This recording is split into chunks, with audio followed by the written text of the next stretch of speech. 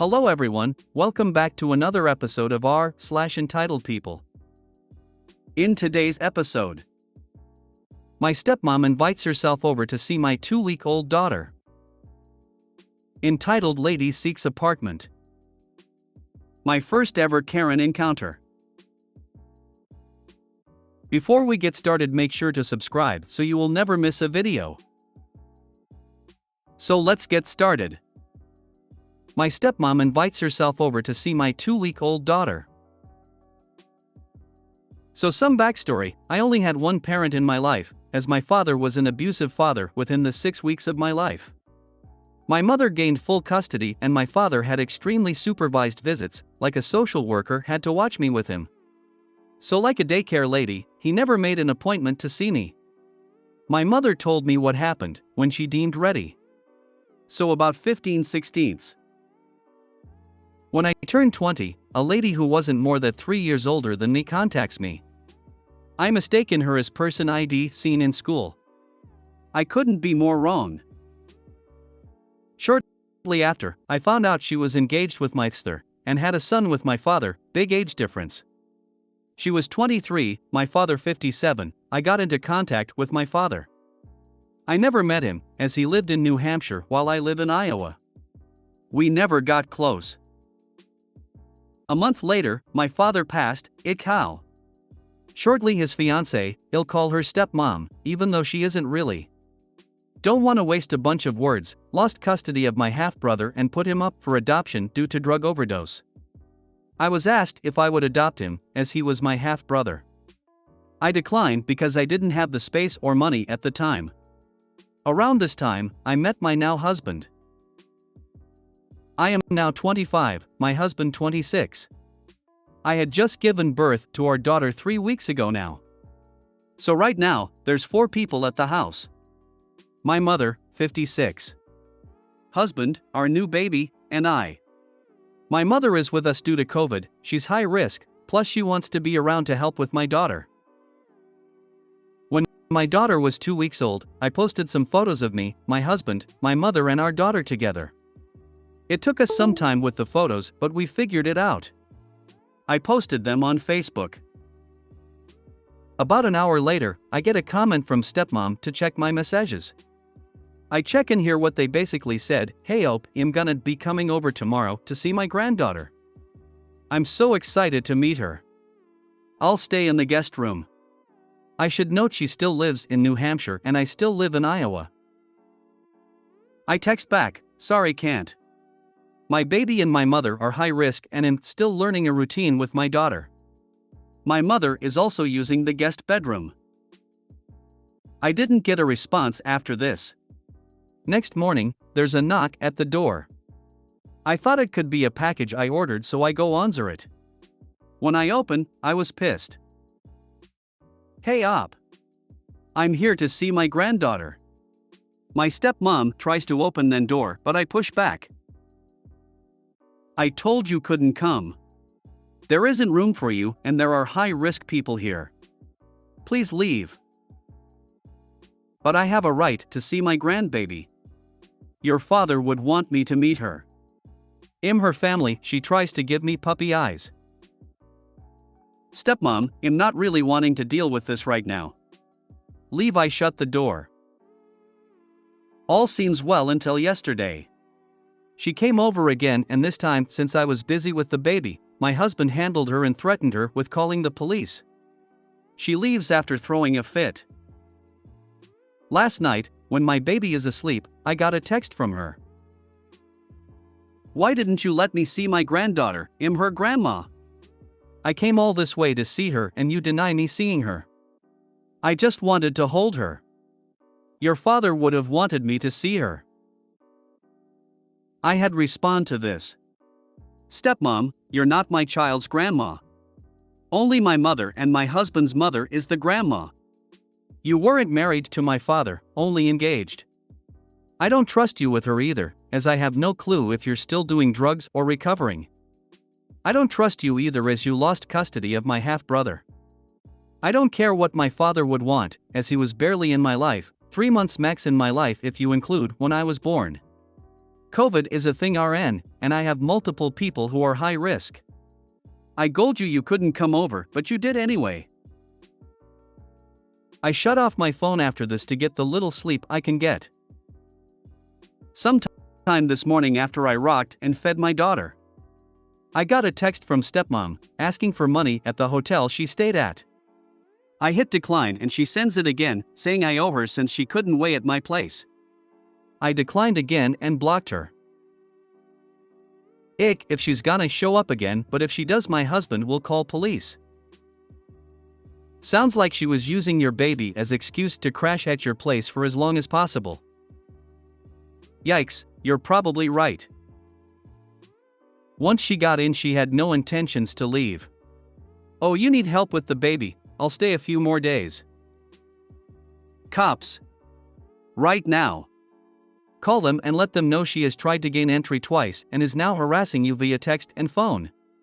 That despite COVID travel restrictions she still crossed state lines as is not quarantining, as she is trying to enter your home when she should be in a 2-week isolation at a hotel.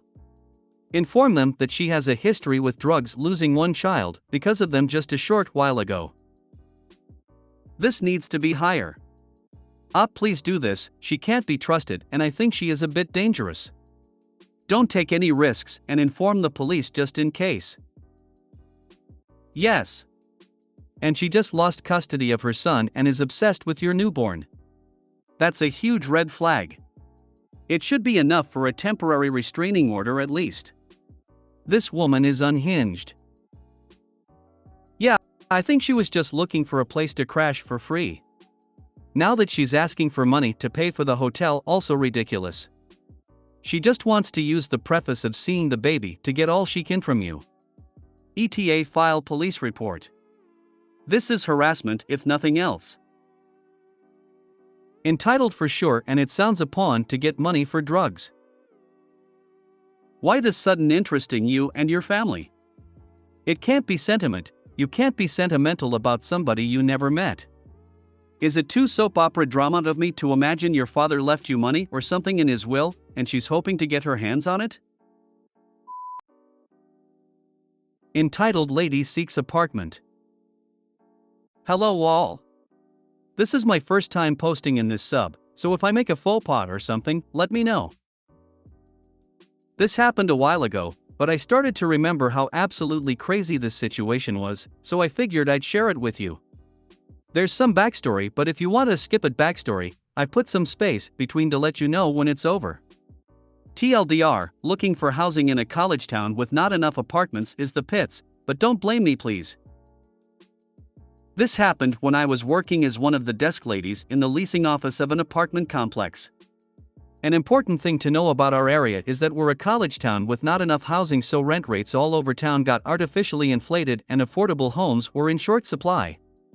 Many folks were forced to move to neighboring towns to find a place, but that wasn't an option for everyone. Our complex was one of the few complexes that retained somewhat affordable rates, which meant we were in high demand.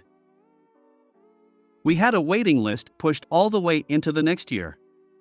Our leasing season was based on school semesters, like most places in town. Every year we would open up leasing for next year around September and we'd be full up for next year by somewhere between December through March. So if we filled up the waitlist by December 2018 and you came in around January 2019 looking for a place, you'd have to go on the next waiting list for a place with a move-in date of 2020. With that in mind, we had to turn a lot of people looking for an immediate move-in away. But we hated to have people leave empty-handed, so we did regular market surveys to keep on top of local availability. That way, even though we couldn't give people an apartment with us, we could at least send them off with a list of local properties that did have availability, so they wouldn't have to drive to every single property in a 30-mile radius. Anyway, that brings us to entitled elderly lady who will henceforth be known as EL. She came in around March or April of 2016 looking for an immediate move-in. Here's how it went. Me, welcome to XYZ property. How can I help you today? EL sits down, yes. I'm looking for an apartment, can I fill out an application? Me, we might be able to help you out there. When are you looking to move in? As soon as possible, please. Me, ah shucks. Unfortunately, we're all leased up until next summer. But I'd be happy to take your application and add it to our waitlist for next year. I don't want an apartment next year, I want one now. Me, I getcha. No problem. Although we don't have availability, here's a complete list of all of the properties in town that have immediate availability. If you like one of them, I'd be happy to call over so they can know to expect your visit. Did not like that answer. No. I don't want to live at any of those. I want to live here. Those are all too expensive. Me, oh I see, no problem. What is your budget? I can expand my search to include properties in neighboring towns. You'll find a few more affordable options that way. My budget is $, but I'm not leaving town. It has to be here. Me, I see. Well, I'm really sorry, but the only properties with current availability in this town are going to be the ones on this list here. So you don't have even one single apartment for me? Not a single one? I don't believe you. Me, ma'am, why would I lie to you about this? As a business, doesn't it make sense that we'd want to rent apartments? If I had something for you, don't you think I'd like to rent it to you? I don't know why you people do the things you do. Prove to me that you have no apartments. Me, you know what? Sure. I pull up our system and pull a leasing inquiry. No private resident information or apartment numbers were visible. Computer display, available apartments, 0. Okay, well, when is one available? I type another query. Computer display, LBD 05/12/20XX, next year like I said. Me, now, just to clarify, that's the earliest lease beginning date for next year, but if the resident on that lease renews, that one won't be available either and we'd have to go to whatever the next one is. Starting to understand her situation, so what are you going to do for me? What? Me, ma'am, I've given you the options that are available to you. It's up to you to choose from those options. That's not good enough. Can't you just boot somebody? What? I guarantee they don't need the apartment as much as I do. I visibly recoiled when she said this. Me, clutching my pearls a little bit, ma'am. It is illegal to evict someone without cause. I need a place to live. Isn't that cause enough? Me, ma'am, everyone needs a place to live and I am not going to evict some innocent resident just because you don't want to move out of town. This was probably insensitive of me, not everyone has the ability to travel between towns, but I was done with this lady. Paused for a minute and just stared at me, so what can you do for me? Me on my last shred of patience, what would you like me to do? Build you an apartment? She just froze and stared at me in shock, so I continued a little more calmly. Ma'am, I can't give you what I don't have. You're going to have to look elsewhere. I have given you several alternatives. You'll just have to pick one. Muttering as she's walking out, unbelievable. Of all the years I was at that job, I had only ever had one person ask me to evict someone so they could have their apartment. Also, most people were grateful for that extra step we took in trying to help them find a place even if it wasn't with us. We'd even sit with them and go over rent rates and floor plans of our competitors to help people find a place, but she didn't give me a chance to get that far. I get it. Living with a housing shortage is rough. I couldn't afford to live in town either. I had to commute. But don't hassle the girl at the front desk who can't solve the shortage for you. What about your own home? You didn't even offer her that. You could have moved somewhere else and she could move in. Do you have nice furniture? She would love to keep it there. Why not? What kind of housing management place can't manage housing? And lower the rent, for Pete's sake, can't you do a simple task? Why, I never. Yeah, but see. I didn't live in town back then. I had to commute. So she wouldn't have wanted that one. For some people, nothing is enough. You could move the sun, moon, and stars for her, and it wouldn't be enough. It's so true. It took me so long to realize that. I was less brave back then than I am now, so I often let conversations go on longer than I should have. My first ever Karen encounter. Me, 17F, and my family were on vacation in a town close to the Black Sea, Primorsko.